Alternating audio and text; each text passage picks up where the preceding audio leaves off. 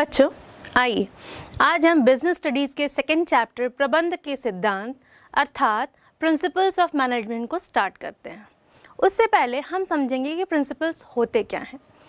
ये वो मूलभूत बिंदु होते हैं जो हमें किसी भी कॉम्प्लेक्स प्रॉब्लम के लिए सॉल्यूशन प्रोवाइड करने में हेल्प करते हैं। जैसे मैंने कहा कॉम्प्लेक्स प्रॉब्लम, कॉम्प्लेक्स यानी जटिल और प्रॉब्लम मतलब समस्या और सॉल्यूशन मतलब उसके लिए उपाय। तो सिद्धांत वो मूलभूत या मुख्य बिंदु होते हैं जो हमें जटिल समस्याओं के लिए उपाय निकालने के लिए मदद करते हैं। तो बच्चों अगर उसी तरह से अगर हम प्रबंध के सिद्धांत को समझें तो प्रबंध के सिद्धांत वो मूलभूत बिंदु हैं या वो मुख्य बिंदु हैं जिन पर चलकर किसी भी ऑर्गेनाइजेशन या फर्म में उत्पन्न होने वाली समस्याओं का समाधान जो है निकाला जा सकता है या खोजा जा सकता है। बच्चों अब आइए हम इसे एक छोटी सी स्टोरी से समझते हैं। मान लीजिए हम एक फर्म में हैं जहाँ पर दो मैनेजर्स हैं, एक है मिस शीला और दूसरे हैं मिस्टर विनय। दोनों जो हैं बहुत अच्छे हैं, काम करने में बहुत सिंसियर हैं, किंतु दोनों के काम करने की पद्धति जो है बिल्कुल डिफरेंट है। जो मिस शीला है वो बहुत फ्रेंडली हैं, फ्रैंक हैं। कहने का मतलब वह बहुत जल्दी अपने सबऑर्डिनेट्स या अपने साथ वालों के साथ घुल मिल जाती हैं। उसके विपरीत ही जो मिस्टर विनय हैं उनका जो व्यवहार है वो थोड़े स्ट्रिक्ट है अपने काम के प्रति। तो जो अपने सबऑर्डिनेट्स हैं वो उनके साथ भी स्ट्रिक्ट बिहेव करते हैं। स्ट्रिक्ट बिहेव करने के कारण होता ये है कि उनके सबऑर्डिनेट्स हमेशा प्रेशर में होते हैं। तो दोनों ही स्थितियों में देखिए समस्याएं उत्पन्न होती हैं। अगर मिस शीला बहुत ज़्यादा फ्रैंक हैं तो जो उनके सबऑर्डिनेट्स या उनके अंदर काम करने वाले एम्प्लॉय या उनके अंदर काम करने वाले कर्मचारी जो हैं वो जो होंगे उनके बताए हुए कामों को उतनी क्या कहना चाहिए बहुत कॉन्सेंट्रेट करके नहीं करेंगे, वो उनको बहुत हल्के में ले लेंगे या उनको कह सकते हैं कि उनकी बातों को उतनी अच्छी तरह से नहीं मानेंगे। और क्या होगा जिससे कि जो दिया गया टारगेट है कंपनी का या ऑब्जेक्टिव है कंपनी का वो पूरा नहीं हो पाएगा।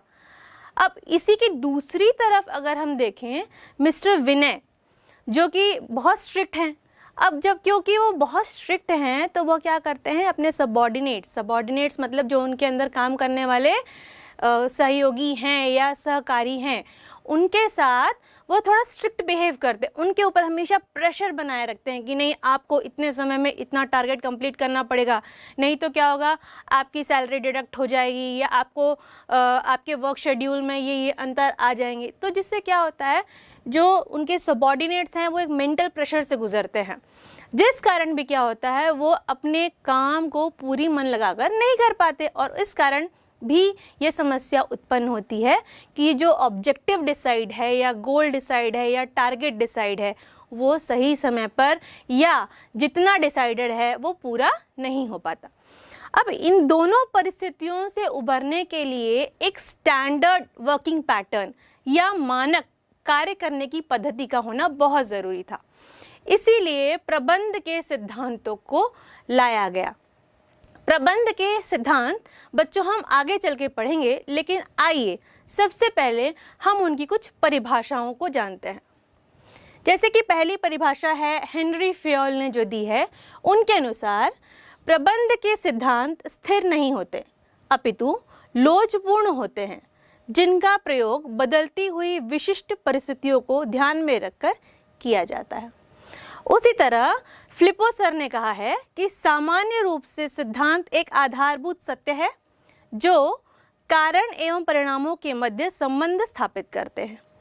अगर हम इन सिद्धांतों या दी हुई परिभाषाओं को पढ़ें या समझें तो इनके अनुसार एक तो हेनरी फिलिपो सर के अनुसार उन्होंने कहा कि जो चेंजेस आते हैं, चेंजेस क्यों आते हैं, सिचुएशन चेंज तो वैसे ही सॉल्यूशन चेंज। जैसे पहले चैप्टर में मैंने आपको बताया था कि मैनेजमेंट में कोई भी प्रॉब्लम का सॉल्यूशन एक नहीं है। हर मैनेजर के लिए हर प्रॉब्लम का सॉल्यूशन डिफरेंट होता है। वो उसके विवेक पे निर्भर करता है कि वह किस तरह से वह उसका उपाय निकालता है। इसीलिए अगर हम समझें तो जो सिद्धांत हैं, प्रबंध के सिद्धांतों का जो निर्माण है वो दो स्थितियों में किया गया है। पहली स्थिति है अवलोकन के आधार पर और दूसरी स्थिति है प्रयोग के आधार पर। अवलोकन के आधार पर अर्थात on the basis of observations. Observations कैसे लेते हैं हम जब किसी भी प्रयोग या किसी भी कार्य को निरंतर देखते रहते हैं तो हम उससे अवलोकन करते हैं या उससे ऑब्जर्वेशंस लेते हैं। उसके बाद ही कोई सॉल्यूशन निकालते हैं कि इस कार्य को और अच्छी तरह से किस तरह किया जाए, उसके बाद ही उस सिद्धांत को बनाया जाता है। तो पहला बेसिस या पहला रीति हुआ अवलोकन के आधार पर। दूसरी रीति है प्रयोग के आधार पर, on the basis of experiments. देखिए, अलग अलग फर्म या अलग अलग ऑर्गेनाइजेशन में वर्किंग पैटर्न या कार्य करने का तरीका अलग अलग होता है। चूँकि वहाँ पे लोग भी अलग अलग प्रवृत्ति के होंगे, सबकी फीलिंग्स अलग है, थॉट्स अलग है, सोचने का तरीका अलग है, तो हर तरह के लोगों का कार्य करने का तरीका भी अलग होगा। तो अगर हम देखें तो on the basis of experiment, जैसे ही समस्याएं आती हैं इंसान क्या करता है, उससे सीखता है। तो दिस इज एक्सपेरिमेंट कि ये प्रबंधन में एक्सपेरिमेंट्स होते कैसे हैं और उनसे सीखा कैसे जाता है। तो on the basis of experiments भी सिद्धांतों का निर्माण किया जाता है। तो बच्चों, इस तरह हमने सिद्धांत के कॉन्सेप्ट और उसकी परिभाषाएं और किस तरह से सिद्धांत का निर्माण दो रीतियों के बेसिस पे किया गया वो जाना। आइए अब हम इसके नेचर या कैरेक्टरिस्टिक्स को जानते हैं। चलिए बच्चों, इस नेचर या कैरेक्टरिस्टिक्स मैनेजमेंट का, मैनेजमेंट के प्रिंसिपल का पहला है सार्वभौमिक अनुप्रयोग, यूनिवर्सल एप्लीकेबिलिटी। जैसे कि आप जानते हैं कि प्रबंध जो है यूनिवर्सल है, तो चूंकि प्रबंध यूनिवर्सल है तो उसके सिद्धांत भी यूनिवर्सल ही होंगे, चाहे वो व्यावसायिक हो या गैर व्यावसायिक। जैसे कि मैं कह सकती हूँ प्रबंध ऑर्गेनाइजेशनल लेवल्स पे भी होते हैं और ये नॉन ऑर्गेनाइजेशनल लेवल्स पे भी होते हैं, तो इनके सिद्धांत दोनों ही लेवल्स पर काम करते हैं। अगर हम इसके दूसरे कैरेक्टरिस्टिक्स को देखें तो दूसरा कैरेक्टरिस्टिक कहता है कि सामान्य मार्गदर्शन यानी general guidelines, they are only general guidelines. आप इसके ऊपर या कोई भी मैनेजर इसके ऊपर आंख बंद कर यकीन नहीं कर सकता। क्यों? क्योंकि मैनेजमेंट में कोई भी डिसीजन या कोई भी प्रॉब्लम का सल्यूशन निकालने से पहले जो परिस्थितियां उत्पन्न होती हैं उस पर ध्यान दिया जाता है। तो जो इसके सिद्धांत होते हैं, मैनेजमेंट के जो सिद्धांत होते हैं, वो एक जनरल गाइडलाइंस की तरह हम ले सकते हैं। तीसरा इसका कैरेक्टरिस्टिक्स है अभ्यास एवं प्रयोग द्वारा निर्धारण, formed by practice and experiments. जैसे कि मैंने आपको बताया कि जो रीति on the basis of experiments, same characteristics भी यही है कि हम जो है फर्म्स या ऑर्गेनाइजेशन में जो भी प्रॉब्लम्स अकर हो रही हैं या जो भी समस्याएं आ रही हैं उन समस्याओं से सीखते हैं। और हर मैनेजर के लिए हर समस्या का प्रॉब्लम डिफरेंट। जैसे कि मैंने आपको बताया था केस स्टडी में, केस स्टडी क्या होता है, मैं फिर से एक बार दोहराऊंगी, केस स्टडी में हम डिफरेंट प्रॉब्लम्स को सोचते हैं। एक मैनेजर एक केस के लिए एक सोल्यूशन देगा, लेकिन वैसे ही अगर हम 2-3 मैनेजर से पूछें तो उनके पास सेम प्रॉब्लम का डिफरेंट सोल्यूशन होगा। तो इससे हम कह सकते हैं कि on the basis of experiments या जो अभ्यास है उसके प्रयोग और निर्धारण के आधार पर हम किसी भी प्रॉब्लम का सलूशन निकालते हैं। चलिए इसके चौथे कैरेक्टरिस्टिक्स को देखते हैं। इसका चौथा कैरेक्टरिस्टिक है लोचशीलता, फ्लेक्सिबिलिटी। जैसे ही किसी प्रॉब्लम का सिचुएशन चेंज हुआ वैसे ही उसका सॉल्यूशन चेंज, यानी क्या होगा, फ्लेक्सिबल है। तो मैनेजमेंट में जैसे बताया गया है कि मैनेजमेंट हमेशा फ्लेक्सिबल है, तो उसके जो प्रिंसिपल्स हैं वो भी फ्लेक्सिबल रहते हैं, क्योंकि समय जैसे जैसे चेंज हो रहा है, समय के चेंज होने के साथ साथ उसमें कई परिवर्तन आ रहे हैं। उनके सिद्धांतों में समय के साथ कई परिवर्तन ऐसे आ रहे हैं जिससे कि जो प्रॉब्लम्स उत्पन्न हो रही हैं उनका सॉल्यूशन और अच्छा निकल सके। आइए इसके नेक्स्ट कैरेक्टरिस्टिक्स पे आते हैं। नेक्स्ट कैरेक्टरिस्टिक है इसका मुख्य व्यवहारिक यानी मेनली बिहेवियरल, मेनली बिहेवियर हम जो रोज़मर्रा के जीवन में देखते हैं, ऐसे सॉल्यूशंस निकाले जाते हैं जो बिहेवियरल हो या पॉसिबल हो। जैसे कि अगर हम देखें धार्मिक तौर पर, राजनीतिक तौर पर बहुत सारे अलग अलग गैर व्यावसायिक संस्थाएं भी हैं। इन सारे स्थितियों में देखें तो समस्याएं निकलती रहती हैं, तो बिहेवियरल सॉल्यूशंस होना ज़रूरी है जिससे कि इसको प्रैक्टिकल रूप में अप्लाई किया जा सके। इसके बाद नेक्स्ट कैरेक्टरिस्टिक्स को हम देखें तो है कारण व परिणाम संबंध, relationship between cause and effect.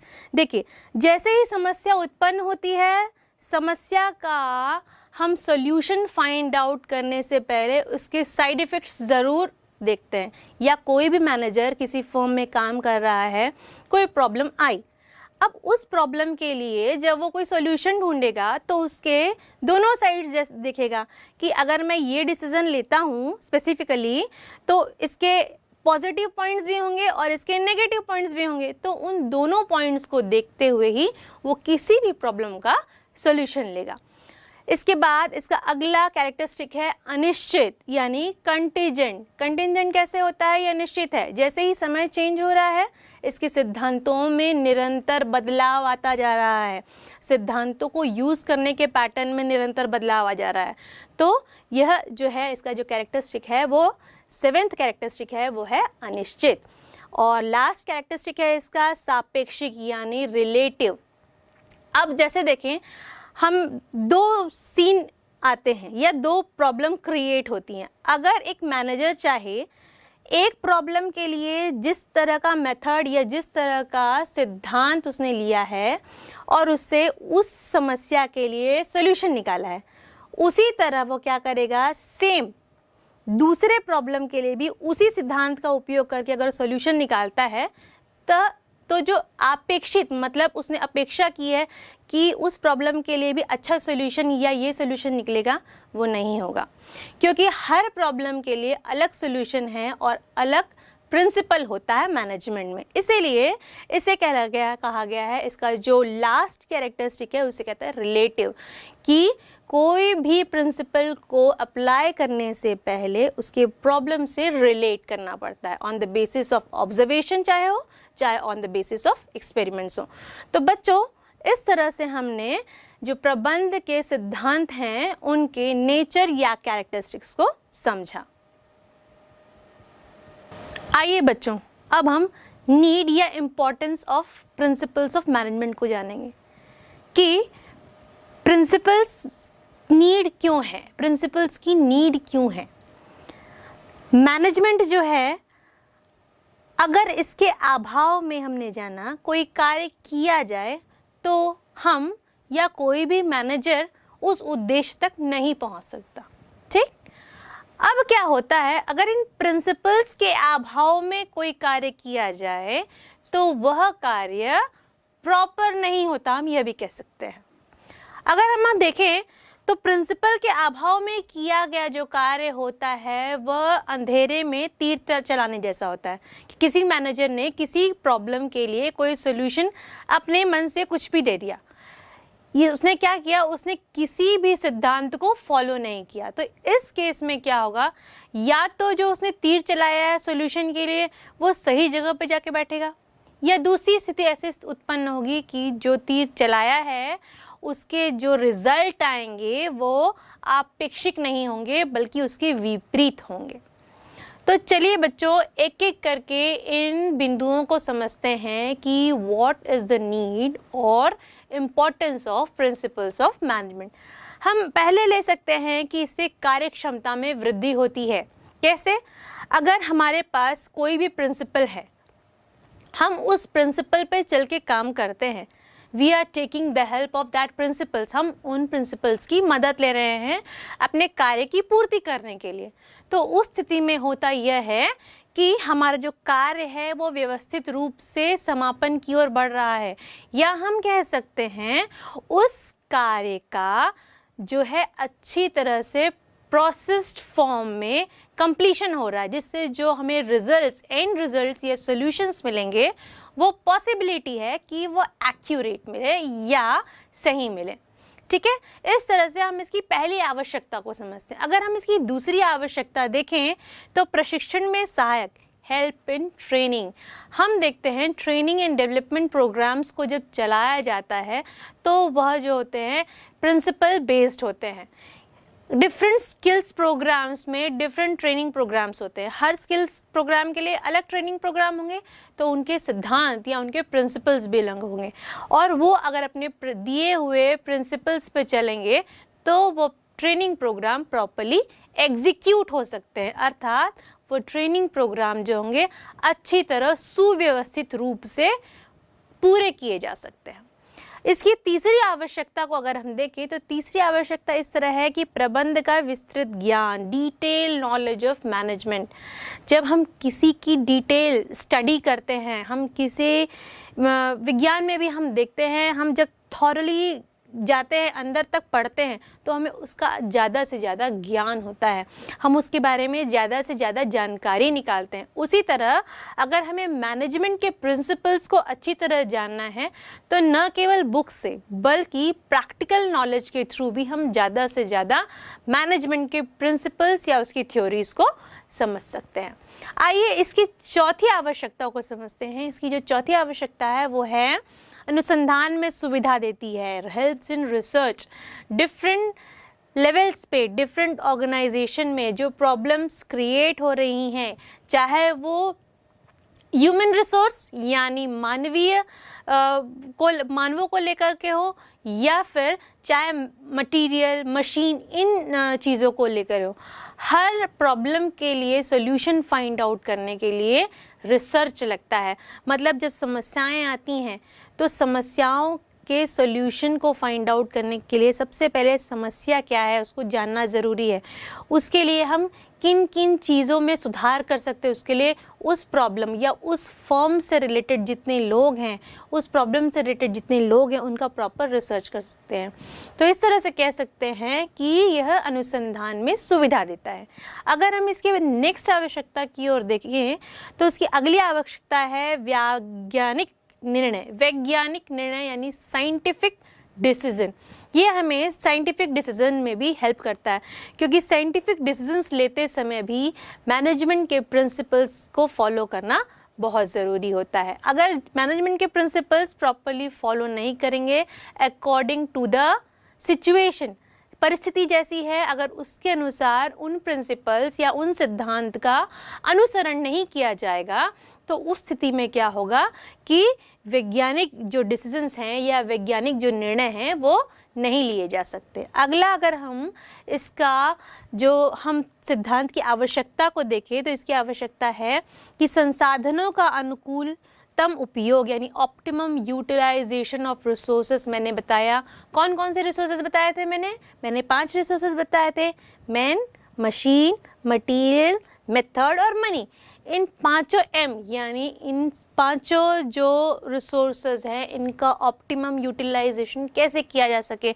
अगर ह्यूमन रिसोर्स को यूज़ कर रहे हैं उसको डिफरेंट वर्क्स में या डिफरेंट वर्क शेड्यूल में, या हम अगर कहें उनको अलग अलग कार्यों के लिए अगर उपयोग में ला रहे हैं तो हम उसको किस तरह से उपयोग करें। हम मनी यानी पैसे का उपयोग किस तरह से करें किसी भी कार्य को पूरा करने के लिए फर्म लेवल या ऑर्गेनाइजेशनल लेवल पे। तो इस तरह से हम कह सकते हैं कि मैनेजमेंट के सिद्धांत का उपयोग जो है संसाधनों के अनुकूलतम उपयोग के लिए किया जाता है। इसकी जो अगली आवश्यकता पड़ती है वो है सामाजिक उत्तरदायित्व को पूरा करने में यानी फुलफिलिंग सोशल रिस्पॉन्सिबिलिटीज़। जैसे कि हम जानते हैं किसी भी ऑर्गेनाइजेशन का काम केवल प्रॉफिट अर्न करना नहीं होता या लाभार्जन करना नहीं होता, उसके साथ साथ उसकी रिस्पॉन्सिबिलिटी ये भी है कि जिस सोसाइटी से वो इनपुट्स ले रहा है, चाहे वो इनपुट्स ह्यूमन रिसोर्स हो, चाहे वो लैंड हो, चाहे वो डिफरेंट रिसोर्सेज हो, इन रिसोर्सेज को जब लेता है तो उस ऑर्गेनाइजेशन का रिस्पॉन्सिबिलिटी यानी उसका उत्तरदायित्व होता है कि वो उस समाज के लिए अपने दायित्वों को पूरा करे।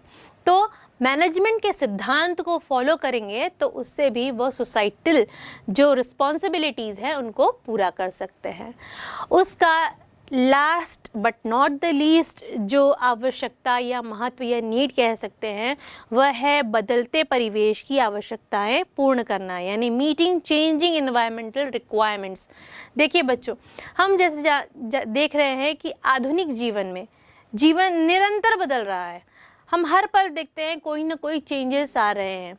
उसी तरह अगर हम अपने आम जीवन में चेंजेस को महसूस कर रहे हैं तो ऑर्गेनाइजेशनल लेवल पे भी वर्किंग पैटर्न में या कार्य करने की पद्धति में बहुत सारे चेंजेस आते हैं। इन चेंजेस को अच्छी तरह अपनाते हुए अपने कार्य को पूरा करना या अपने ऑब्जेक्टिव या गोल की तरफ बढ़ना ही क्या होता है, एक मैनेजर का उद्देश्य होता है। तो इस तरह से हम क्या कर सकते हैं, प्रबंध के सिद्धांतों की आवश्यकता या उसके महत्व को समझते हैं। आइए अब हम हेनरी फेयोल के 14 प्रिंसिपल्स के बारे में जानते हैं।